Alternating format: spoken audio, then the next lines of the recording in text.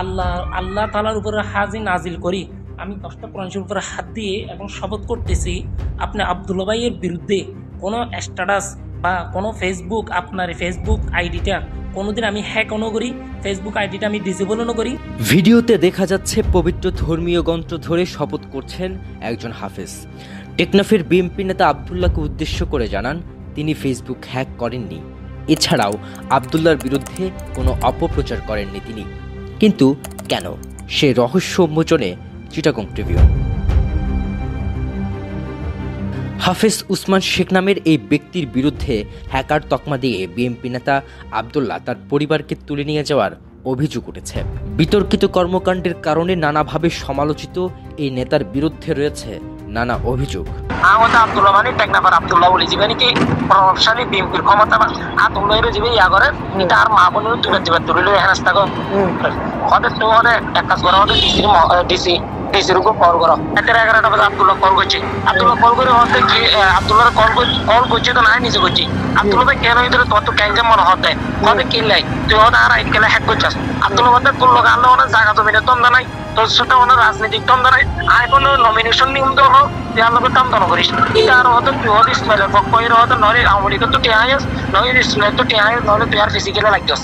হাফেজের অভিযোগের ভিত্তিতে টেকনাফ পুলিশের কাছে জানতে চাইলে লিখিত অভিযোগ না থাকায় এই ঘটনার বর্ণনা পুলিশের কাছে নেই।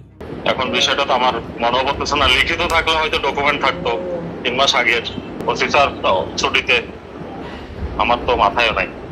রাজনৈতিক ছত্রছায়ায় আবদুল্লাহর পুরো পরিবার নিয়ন্ত্রণ করেন সীমান্ত উপজেলা টেকনাফ। মাদকের সাম্রাজ্য চালাতে গিয়ে তার আপন বোনের জামাই ইয়াবাডন সাইফুল করিম ক্রসফায়ারে নিহত হয়েছেন। পরে সাইফুল করিমের সাম্রাজ্য চালান তার আপন 2 ভাই আত্মস্বীকৃত মাদক কারবারি জিয়াউর রহমান ও আব্দুর রহমান। আব্দুল্লাহ এখন টেকনাফর নতুন মোদী, কারণ ইয়াবা সম্রাট ক্রসফায়ারে নিহত হওয়া সাইফুল করিমর হাত ধরি ইয়াবার শেল্টারদাতা বা ইয়াবার প্রশ্রয়দাতা হিসেবে এক নামে পরিচয়। এখন বন্দর নিয়ন্ত্রণ, শ্রমিক অলত্ব, সাদাবাদী থেকে শুরু করি এন হলো ইয়াবা কারবারি নেই, তার আশ্রয় প্রশ্রয় নেই। তার তো হত্যা চেষ্টা সহ বেশ কিছু মামলা আছে, কিন্তু ওনারা যাচাই করি বেশ কিছু মানুষের জিম্মি করে নির্যাতন করছে এবং তার ভাই আত্মস্বীকৃত ইয়াবা কারবারি এবং যুবদলের বহিষ্কৃত যে নেতা জিহাদ আব্দুর রহমান বদুল্লই তার ভাইয়রে আব্দুল্লাহ মিলে।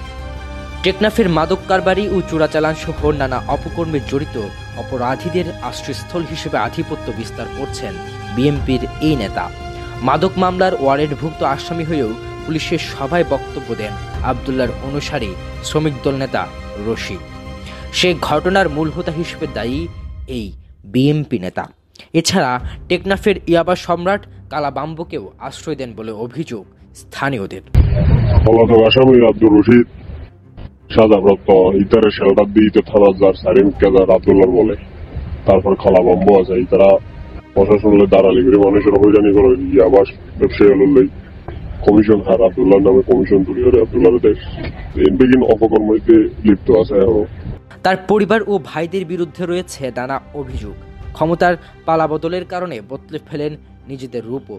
ফ্যাসিস্ট সরকারের মদদে করেছেন নানা অপকর্ম, সেই সাথে নিয়েছেন সুযোগ সুবিধাও।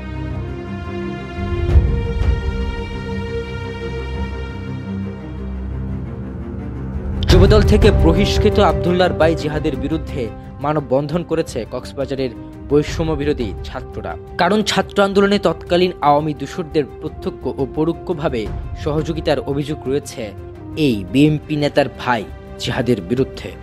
যদি সংগঠিত ইয়াবা সম্রাট যদি এই জিয়া যদি টেকনাফের জিয়া যদি নিজেকে চেয়ারম্যান দাবি করতে পারে, তাহলে এই বাংলাদেশের আনাচে কানাচে কত হাজার জিয়া আছে, কত হাজার ইয়াবা ব্যবসায়ী আছে, কত হাজার এই ইয়াবা মন্দির পার্টনার আছে, চেয়ারম্যানের পদে বসে আছে, সেই হিসাব কার আছে? আপনারা আমাদের সাথে মস্তানি শুরু করছেন।